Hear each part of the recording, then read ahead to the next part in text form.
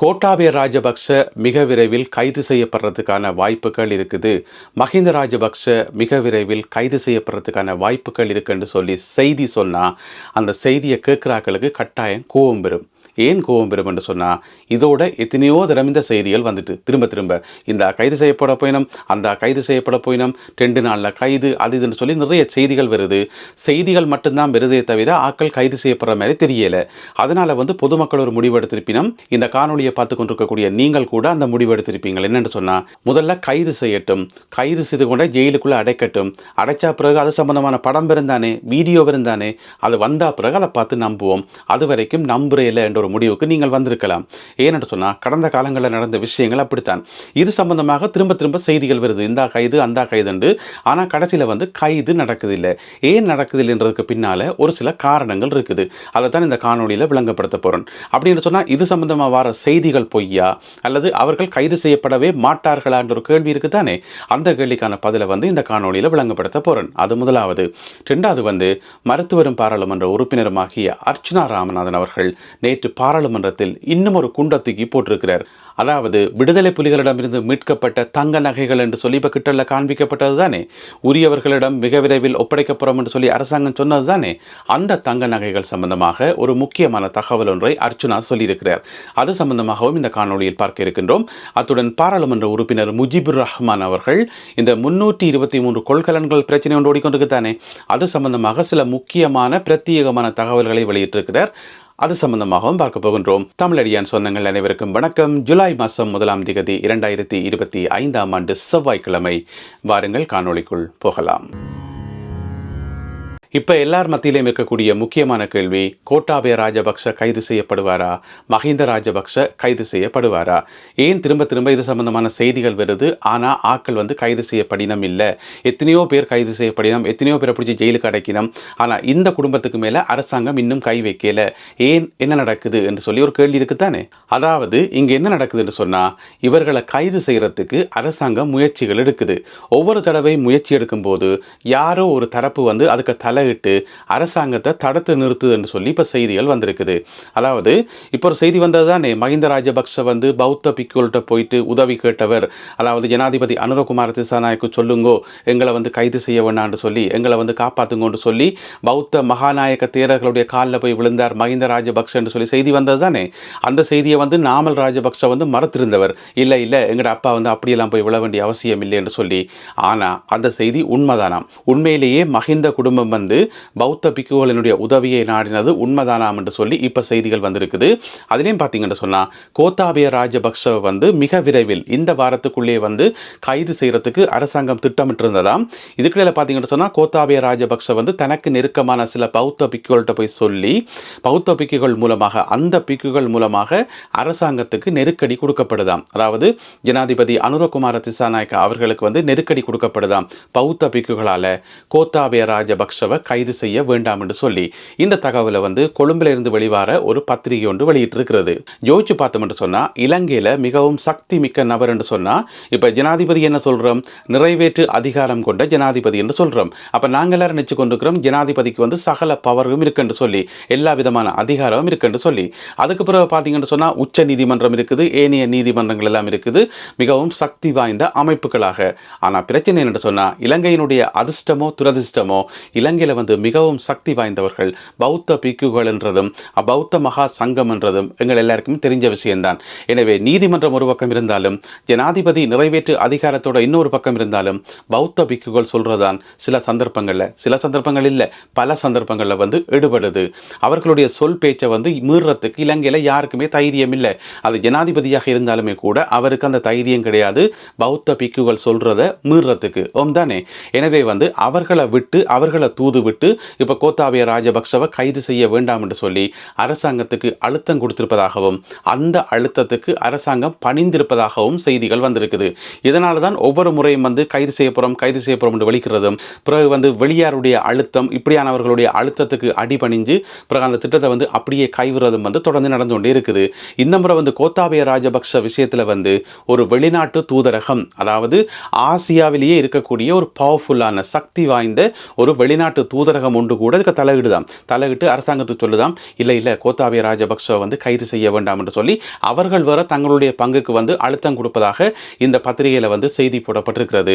எனவே மஹிந்த குடும்பம் என்றது கைது செய்யப்படுமா இல்லையான்னு சொல்லி இனிமேல் நாங்கள் யோசிக்கிறதுல வந்து அர்த்தமே இல்லை. எப்பயாவது ஒரு நாளைக்கு அவர்களை கைது செய்து பிடிச்சி கொண்ட ஜெயிலுக்கு அடைச்சு ஒரு ஃபோட்டோ இருந்தானே, கைது செய்து கூட்டிக் கொண்டு போய்க்குள்ள வந்து வீடியோ எடுப்பினம் தானே, அந்த வீடியோவை பார்த்து நாங்கள் நம்ப வேண்டியதான். அது வரைக்கும் கைது செய்தாலும் சரி செய்யாட்டியும் சரி அதை பற்றி கணக்கெடுக்காமல் இருக்கிறது தான் எங்களுக்கு நல்லம். விடுதலை புலிகளிடமிருந்து மீட்கப்பட்ட தங்க நகைகள் என்று சொல்லி அரசாங்கம் கிட்டடியில் கொஞ்சம் நகைகளை காட்டினது தானே. அந்த நகைகளினுடைய உரிமையாளர்கள் உரிய ஆவணங்களை காட்டி பற்றி சீட்டுகளை காட்டி வந்து பெற்றுக்கொள்ள முடியும், அதை நாங்கள் பொதுமக்களுக்கு வழங்க போகிறோம் என்று சொல்லி அரசாங்கம் சொன்னது. அப்போ வந்து அரசாங்கம் கூடவே ஒரு வசனம் சொன்னது என்னென்னு சொன்னால், இவ்வளவு காலமும் அது இராணுவத்திட்ட இருந்தது, இப்போ வந்து அதை அரசாங்கம் பொறுப்பெடுத்திருக்கிறது, இராணுவம் அரசாங்கத்திடம் ஒப்படைத்திருக்கிறது. எனவே இதை வந்து மிக விரைவில் இதனுடைய பெறுமதிகள் எல்லாத்தையும் அளந்துட்டு ஒரு சில டாக்குமெண்ட்ஸ் வேலைகள் எல்லாம் இருக்குது, எல்லாத்தையும் செய்து முடிச்சு போட்டு நாங்கள் உரியாக்கள்கிட்ட ஒப்படைக்க போறோம் என்று சொல்லி அரசாங்கம் சொல்லியிருந்தது. இன்று வரைக்கும் அதை ஒப்படைக்கல, அது வேற கதை. இதுக்கிடையில் பாராளுமன்ற உறுப்பினர் அர்ச்சுனா ராமநாதன் அவர்கள் இந்த தங்க நகைகள் சம்பந்தமாக ஒரு கருத்தொன்று சொல்லியிருக்கார். நேற்று பாராளுமன்றத்தில் என்ன சொல்லியிருக்கார் என்று சொன்னால், இந்த நகைகள் வந்து கடந்த 15 வருஷமாக எங்கே இருந்தே தெரியாது, காணாமல் போயிருந்தது. 15 வருஷமாக இல்லாத நகைகள் வந்து திடீரென்று இப்போ எங்கிருந்து முளைச்சன்னு சொன்னால், இந்த நகைகள் உள்நாட்டிலேயே இருக்கையிலையாம், இலங்கையிலேயே இருக்கையிலையாம், இது வந்து வெளிநாடு ஒன்றிலிருந்து கொண்டு வரப்பட்ட நகைகளாம் என்று சொல்லி டாக்டர் அர்ச்சுனா ராமநாதன் அவர்கள் சொல்லியிருக்கார். ஏற்கனவே பார்த்தீங்கன்னு சொன்னால் அந்த 323 கொள்கலன்கள் வந்து நாட்டுக்குள்ளே கொண்டு வரப்பட்டது. அதில் வந்து பார்த்தீங்கன்னு சொன்னால் சிவப்பு ஸ்டிக்கர் ஒட்டி இருந்தது. சிவப்பு ஸ்டிக்கர் ஒட்டிக்கிற அந்த கொள்கலன் வந்து பரிசோதனை இல்லாமல் அதை ஓப்பன் பண்ணி திறந்து பார்க்காம நாட்டுக்குள்ளே கொண்டு வரதுக்கு அனுமதியே கிடையாது. பொதுவாக வந்து பார்த்தீங்கன்னு சொன்னால் இந்த சுங்கத்தில் வந்து வர கொள்கலன்கள் இருக்குது தானே, கண்டெய்னர்ஸ், அதுக்கு வந்து 3 விதமான ஸ்டிக்கர்ஸ் ஒட்டி வேணுமாம். ஒன்று சிவப்பு, மற்றது மஞ்சள், மற்றது வந்து பச்சை. அதாவது சிவப்புன்றது கடுமையான ஆபத்து, பொதுவாகவே கடுமையான ஆபத்து தானே. எனவே அது வந்து கடுமையாக செக் பண்ணப்படணும். டாக்குமெண்ட்ஸ் எல்லாம் செக் பண்ணி, அதாவது ஒவ்வொரு கண்டெய்னராக வந்து ஓப்பன் பண்ணி வடிவாக செக் பண்ணணும். அதான் சிவப்பு ஸ்டிக்கர் ஒட்டுறது. ரெண்டாவது வந்து மஞ்சள் ஸ்டிக்கர் வந்து ஆபத்தானது தான், அதுவும் வந்து ஃபுல்லாக செக் பண்ணப்படணும். அடுத்தது வந்து பச்சை வந்து கண்டெய்னர்ஸ் ஓப்பன் பண்ணி எல்லாம் செக் பண்ணணுன்ற அவசியம் இல்லை, ஆனால் டாக்குமெண்ட்ஸ் வந்து சரி பார்க்கணும். என்னென்னு சொன்னால் பச்சை ஸ்டிக்கர் ஒட்டினா அது வந்து ஆபத்து இல்லை என்று சொல்லி.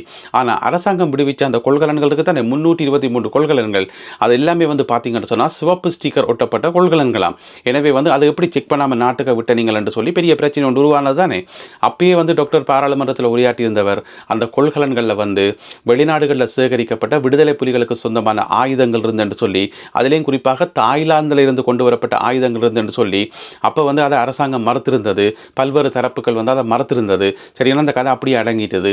இப்போ பார்த்தீங்கன்னு சொன்னால் அந்த 323 கொள்கலன் பிரச்சனை வந்து திரும்பவும் கொண்டு வரப்பட்டிருக்கிறது நேற்று பாராளுமன்றத்தில். எனவே இந்த 323 கொள்கலன்கள் நாட்டுக்குள்ளே கொண்டு வரப்பட்டதுக்கும் அது செக் பண்ணப்படாமல் கொண்டு வரப்பட்டதுக்கும் இந்த தங்க நகைகளுக்கும் ஏன்னு சொன்னால், இந்த தங்க நகைகள் இலங்கையில் இருக்கையில் அது வெளிநாட்டிலிருந்து தான் கொண்டு வரப்பட்டதுன்னு சொல்லி இப்போ டாக்டர் சொல்லியிருக்கார் பாராளுமன்றத்தில். எனவே இந்த தங்க நகைகளையும் அந்த கண்டெய்னரில் இருந்த பொருட்களையும் வந்து சேர்த்து பார்க்கிறதா அல்லது பிரித்து பார்க்கிறதான்னு சொல்லி தெரியல. அது போக தான் அதனுடைய உண்மைத்தன்மை என்னென்னு சொல்லி வெளிவரும். இதுக்கிடையில் வந்து ஐக்கிய மக்கள் சக்தியைச் சேர்ந்த பாராளுமன்ற உறுப்பினர் முஜிபுர் ரஹ்மான் அவர்கள் இந்த 323 கொள்கலன்கள் சம்பந்தமாக சில அதிர்ச்சியான தகவல்களை வந்து பாராளுமன்றத்தில் வெளியிட்டிருக்கார். என்ன விஷயம் என்று சொன்னால், ஜனவரி மாதம் 18ஆம் தேதி, இந்த வருடம் ஜனவரி மாதம் 18ஆம் தேதி அந்த 323 கொள்கலன்களும் விடுவிக்கப்பட்டன என்று தான் செய்திகள் வந்தது. ஆனால் உண்மை என்னென்று சொன்னால், அன்றைக்கு விடுவிக்கப்பட்டது 318 இல்லையா, 309 கொள்கலன்கள் மட்டும்தானாம் அன்றைக்கு விடுவிக்கப்பட்டது.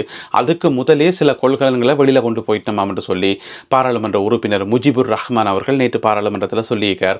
அது மட்டும் இல்லாமல் அன்றைக்கு ஜனவரி மாதம் 18ஆம் தேதிக்கு 2 நாளைக்கு முதல் 2 கண்டெய்னர்ஸ் வந்து செப்பரேட்டாக வெளியில் விட்டுருக்கிறோம். அதை மட்டும் பிரிச்செடுத்து அதை மட்டும் தனியாக வெளியில் விட்டுருக்கிறோம், 2 கண்டெய்னர்ஸ்.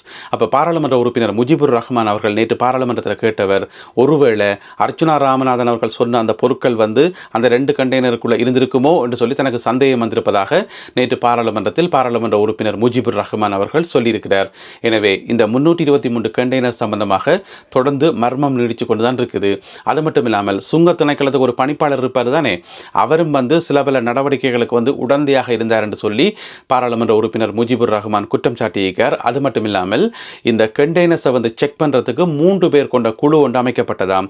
அன்றைக்கு ஜனவரி மாதம் 18ஆம் தேதி செக் பண்ணுற நாளில் வந்து அந்த 3 பேர் கொண்ட குழுவில் வந்து 3 பேர் இருக்கையிலையாம், ஒரே ஒரு ஆள் தனாம் இருந்தவராம். அதோட அன்றைக்கு அந்த களத்தில் வந்து சுங்க திணைக்களத்தினுடைய பணிப்பாளரும் அங்கே நின்று கொண்டுவராம். எனவே அவருக்கும் இதில் ஏதாவது சம்பந்தங்கள் இருக்கும், தொடர்புகள் இருக்கும் என்று சொல்லி பாராளுமன்ற உறுப்பினர் முஜிபுர் ரஹ்மான் அவர்கள் சொல்லியிருக்கிறார். எனவே எல்லாத்தையும் கூட்டி கழித்து பார்க்கக்குள்ள நிறைய குழப்பங்கள் வந்து நாட்டில் ஓடிக்கொண்டிருக்குது. நிறைய விடை தெரியாத கேள்விகளும் நிறைய பிரச்சனைகளும் வந்து ஓடிக்கொண்டிருக்குது. அரசாங்கம் வந்து இதை எப்படி சமாளிக்க போது, நாட்டு மக்களுக்கு எப்படி உண்மைகளை சொல்ல போது. அது மட்டும் இல்லாமல் இந்த 323 கண்டெய்னர்ஸ் இருக்குத்தானே, அது சம்பந்தமாக விசாரிக்கிறதுக்கு ஜனாதிபதி ஒரு ஆணைக்குழு ஒன்று நியமித்தவர் தானே. அந்த ஆணைக்குழு வந்து ஒரு அறிக்கையோடு தயாரித்து கொண்டிருக்குது. அந்த அறிக்கை வந்து இறுதிப்படுத்தப்பட்டிருக்குதுன்னு சொல்லி நாங்களே இங்கே செய்திகளை வந்து நிறைய தரம் சொல்லியிருக்கிறோம்.